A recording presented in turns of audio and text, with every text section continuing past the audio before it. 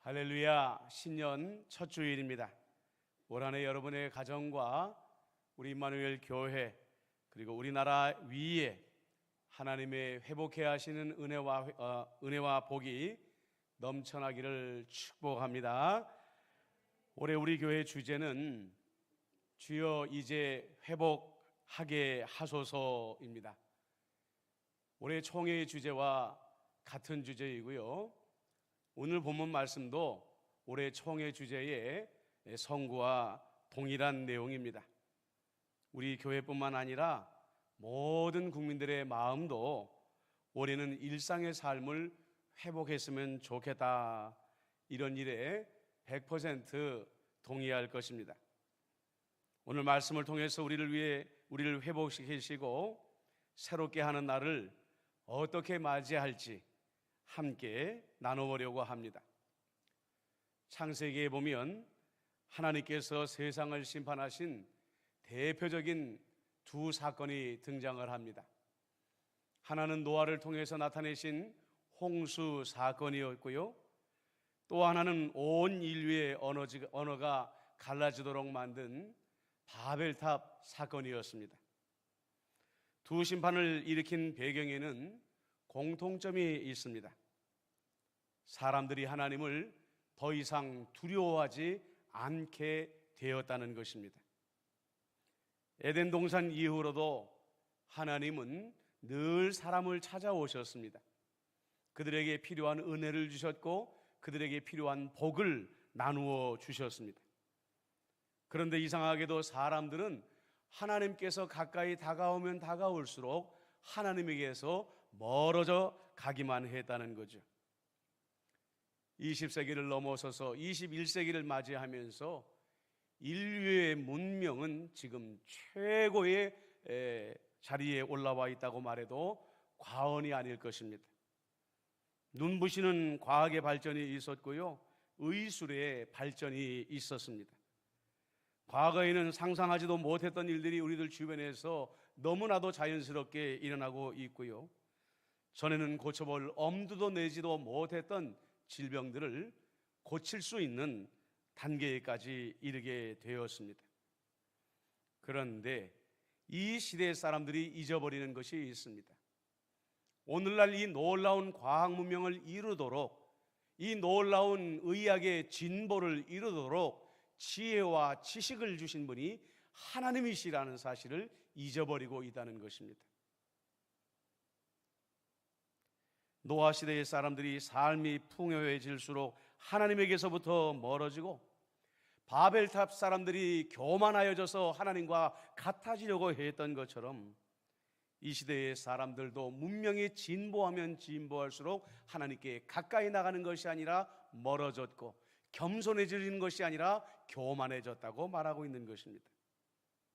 성경에 보면은요, 교만은 패망의 선봉이라고 하지 않았습니까? 교만은 하나님을 인정하지 않는 마음입니다. 교만은 하나님으로부터 멀어지는 마음입니다. 내 마음대로 내 뜻대로 살고 싶어하는 마음이 교만인 것이죠. 하나님께서는 이 시대에 이 바이러스를 보냄으로 말미암아 한없이 높아진 사람들의 교만을 낮추시고 멀리 떠나갔던 사람들의 마음을 하나님께로 돌이키려고 하고 있는 것입니다. 테슬라라는 전기자동차로 유명한 일론 머스크라는 사람이 얼마 전에 전 세계에서 가장 부유한 사람이 되었다는 뉴스를 보았습니다.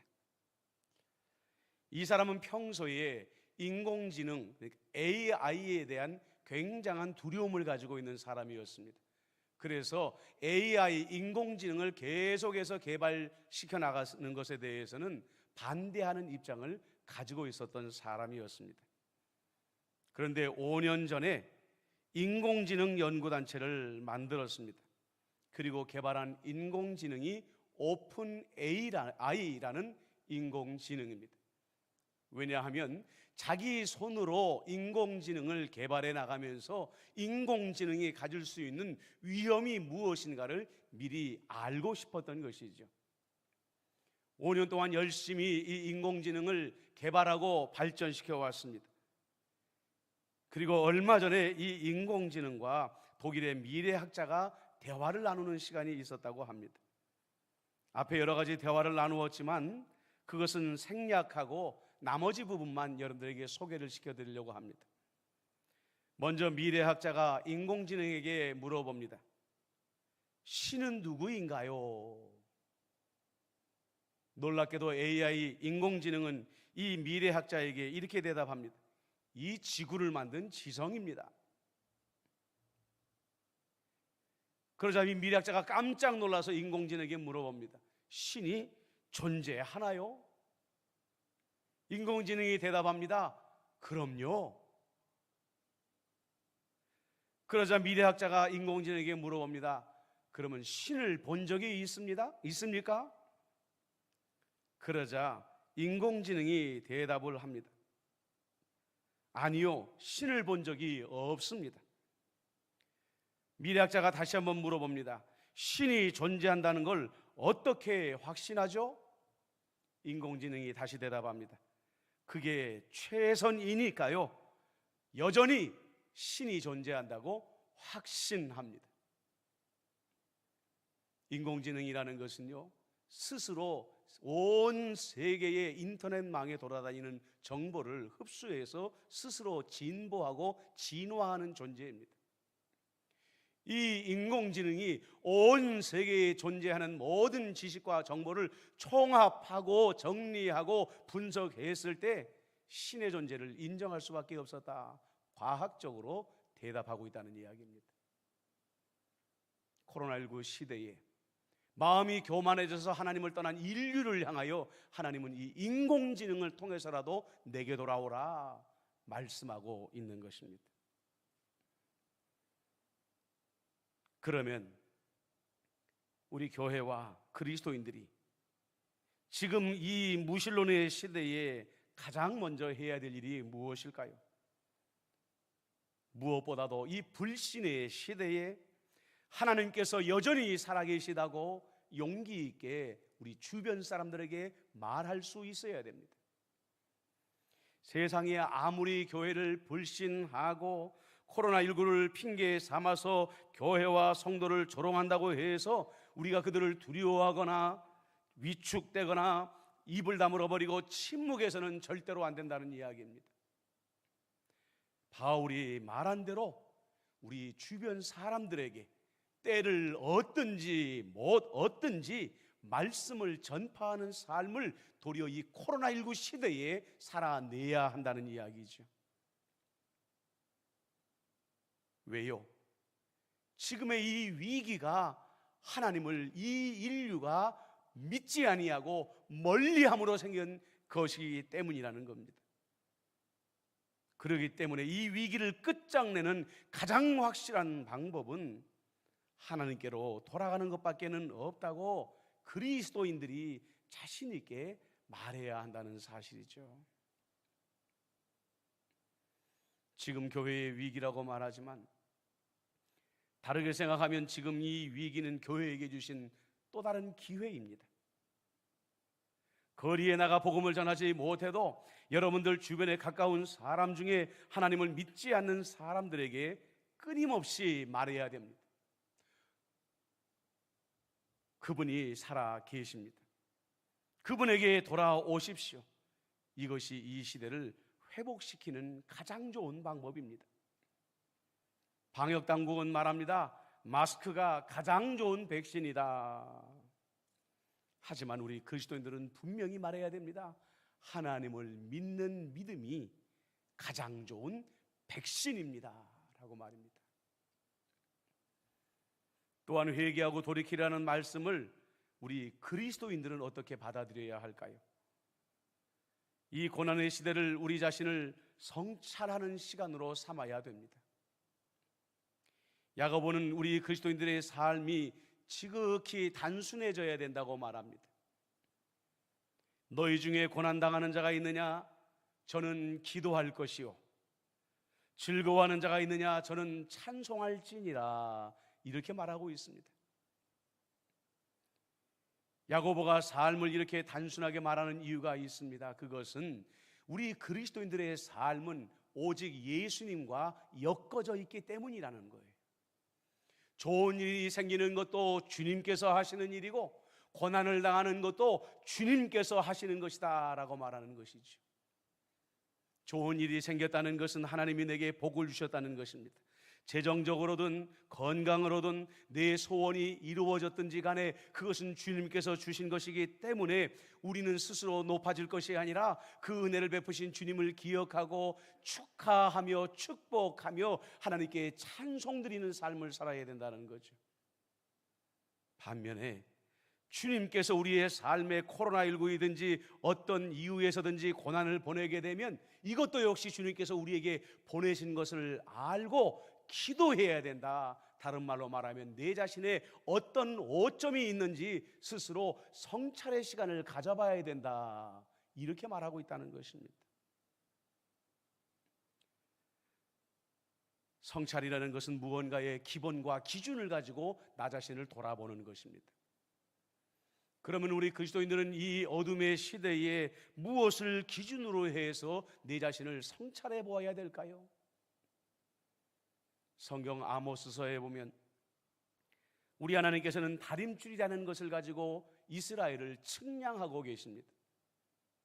예전에는 건축 현장에서 자주 볼 수 있었던 것인데요, 무거운 추에다가 실을 묶어가지고 아래로 내려뜨리는 것입니다. 그러면 이것이 수직이 제대로 됐는지 안 됐는지를 이 다림줄을 통해서 알아볼 수가 있는 것이죠. 하나님 손에 있는 다림줄은 성경 말씀입니다. 하나님 손에 있는 다림줄은 우리 양심에 들어오셔서 아주 작은 목소리로 늘 말씀하시는 성령님의 음성인 것입니다.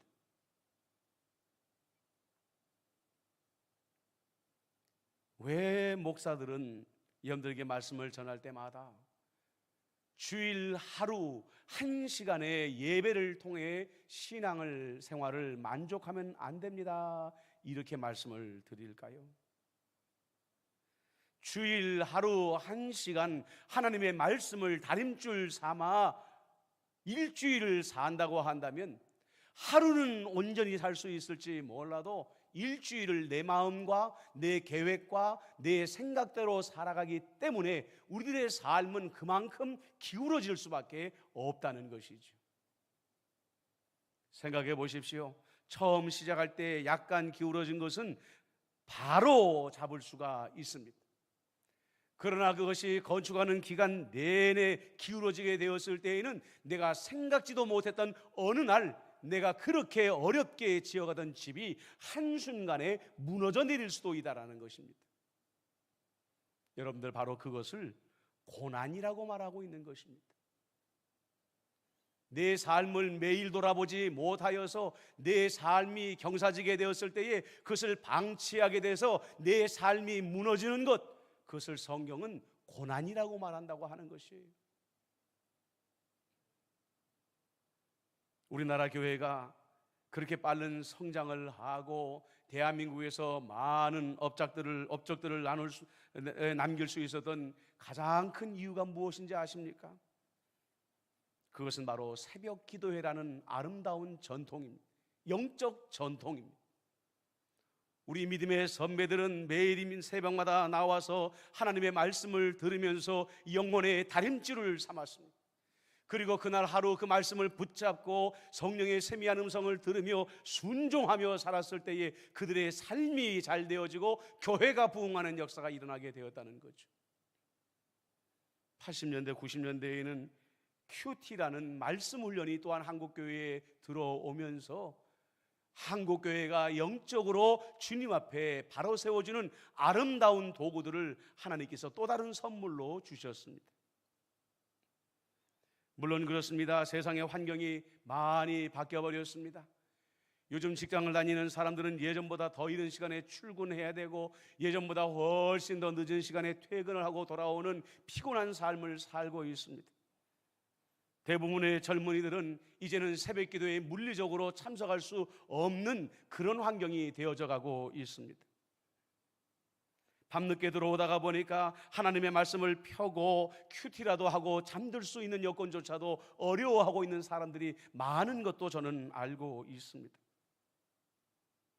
그러나 여러분, 중요한 것은 무엇이냐면 매일매일 하나님의 말씀의 다림줄, 성령의 다림줄을 내리지 아니하면 우리의 삶이 하나님으로부터 점점 더 멀어져 갈 수밖에 없다는 것이죠.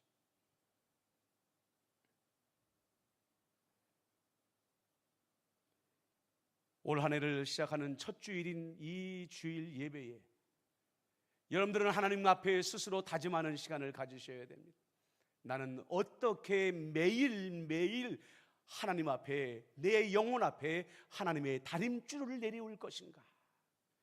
하루도 빼놓지 아니하고 5분이든 10분이든 시간을 내어서 어떻게 하나님의 말씀에 다림줄을 붙잡을 것인가.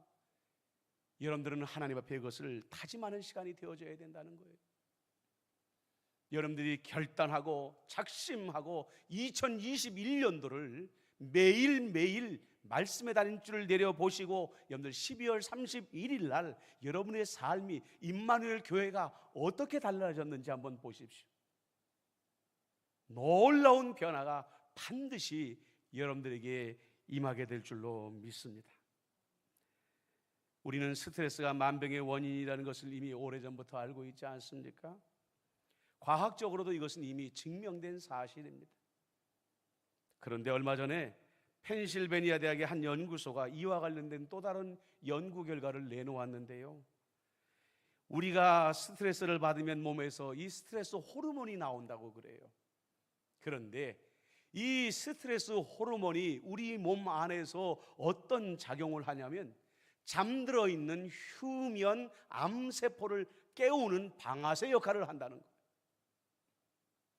끊임없이 스트레스를 받으면 잠들어 있는 암세포를 깨워서 암세포가 활성화되도록 만들어준다는 겁니다. 여러분들, 이 스트레스를 우리말로 바꿔보면 염려입니다. 근심입니다. 걱정입니다. 근심은 우리 마음이 하나님의 다림줄에서 멀어져 갈 때 우리의 영혼에 찾아오도록 되어 있는 것입니다. 베드로가 말하지 않습니까? 너희 염려를 다 주께 맡기라. 이는 그가 너희를 돌보심이라. 너희 염려를 그께 주께 다 맡겨버리라. 주께서 너희를 돌보심이라. 다른 말로 말하면 염려라는 것은 내 삶을 주님께 맡기지 않기 때문에 생기는 문제이다. 근심이 왜 생기는가? 내 삶을 주님께 맡기지 아니하고 내 생각대로 내 고집대로 운영하려고 경영하라고 하다가 보니까 내 영혼을 찾아오는 것이다. 이렇게 말씀하고 있다는 거예요.